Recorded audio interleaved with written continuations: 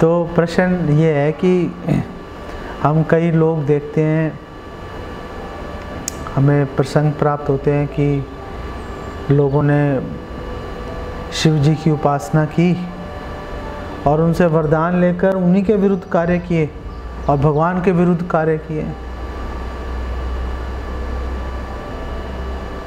ब्रह्मा जी की उपासना की तो उसके बल पर भगवान के विरुद्ध ही कार्य कर रहे हैं। तो आखिर इस बात को हम कैसे इसको समझें? आखिर ऐसा क्यों हो रहा है? क्यों होने दिया जा रहा है इसको? भगवान चाहे तो रोक भी सकते हैं इसको। आखिर क्यों होने दिया जा रहा है ऐसा? यही प्रश्न है ना आपका?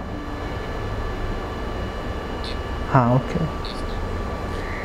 तो देखो, जहाँ तक शिव जी की बात है, शिव जी जीव तत्व नहीं है। ब्रह्मा जी जीव तत्व है, लेकिन शिव जी जीव तत्व नहीं है। ब्रह्मा जी शिव जी के बारे में जानकारी दे रहे हैं ब्रह्म संहिता में। क्षीरम यथा दधि विकार विशेष योगात् संजायते नहि ततः पृथगस्ति हेतो यह शंभुताम अपि तथा समुपैति कार्यात् गोविंदमादि पुरुषम तमहम भजामि। कि जैसे दूध से दही बन गया, दूध में खटास डालो दही बन जाता है, ऐसे ही भगवान कृष्ण से शिव जी जो हैं वो प्रकट हो जाते हैं, वो उत्पन्न हो जाते हैं। क्या दूध दही से भिन्न है? भिन्न है भी और नहीं भी है। दूध से दही बनता है, दही से दूध नहीं बनता। भगवान कृष्ण शिव जी के स्रोत हैं। शिव जी भगवान कृष्ण के स्रोत नहीं है, शिव जी भगवान कृष्ण पर आश्रित हैं। क्या शिव जी को आदर सम्मान देना, उनकी पूजा करना गलत है? बिल्कुल गलत नहीं है, बिल्कुल गलत नहीं है। हमें आदर देना चाहिए। वैष्णवा नाम यथा शंभो। शिव जी से बड़ा वैष्णव कोई नहीं है। लेकिन शिव जी की पूजा करना, आदर देना उनको गलत नहीं है, ये बात सही है। लेकिन तो फिर गलती कहाँ है? गलती है शिव जी को स्वतंत्र ईश्वर मानना। ये मानना कि जो शिव जी हैं भगवान कृष्ण से स्वतंत्र हैं। यहाँ पे प्रॉब्लम आ जाती है। जब तक आप शिव जी को एक वैष्णव आचार्य के रूप में, रुद्र संप्रदाय के फाउंडर आचार्य, संस्थापक आचार्य हैं शिव जी, भगवान के परम भक्त हैं शिव जी, जब तक इस भावना से हम शिव जी को नहीं देखते तो समस्या है। अगर हम एक वैष्णव के रूप में शिव जी को आदर दे रहे हैं, उसमें कभी ना तो कोई समस्या है ना कभी आएगी।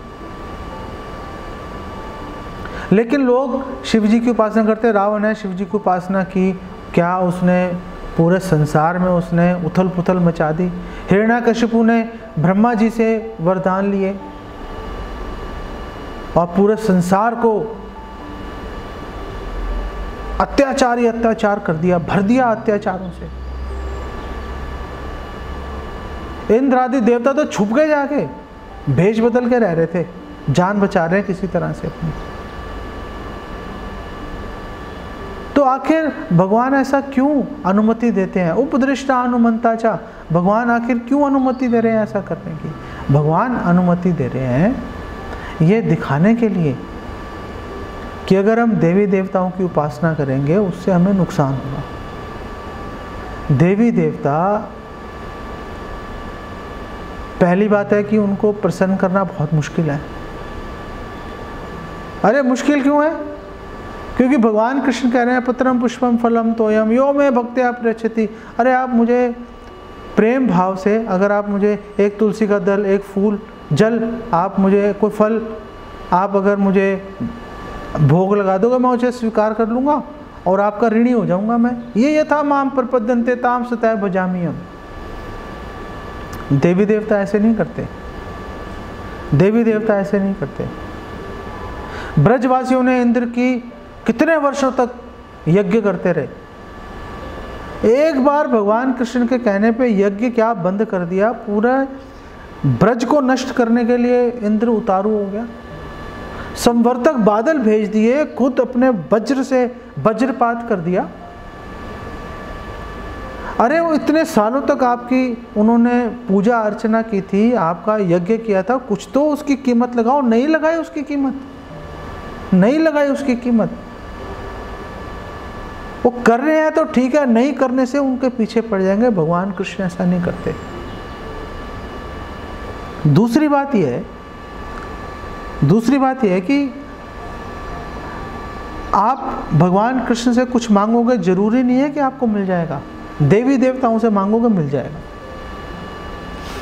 आप शिव जी को प्रसन्न कर लो, कुछ भी मांग लो मिल जाएगा।